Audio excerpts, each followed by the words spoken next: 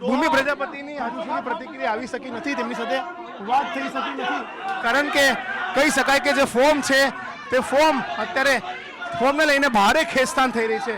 હું તમને જે દ્રશ્ય બતાવી રહ્યો છું કે તમે જે દ્રશ્ય જોઈ રહ્યા છો કે કઈ રીતના પોલીસના પ્રોટેક્શનમાં, ભાજપના કાર્યકર્તાઓના પ્રોટેક્શનમાં જે ભૂમિ પ્રજાપતિ છે તે ફોર્મ પરત ખેંચવા માટે આવી છે। પ્રજાપતિ સમાજ દ્વારા ભારે દબાણ જે છે તે લાવવામાં આવ્યો હોવાના આક્ષેપો કોંગ્રેસ તરફથી કરવામાં આવ્યા અને તેના આધારે હાલમાં આજે ફોર્મની ખેંચતાણની જે પરિસ્થિતિ છે તે અત્યારે અહીંયા જોવા મળી રહી છે।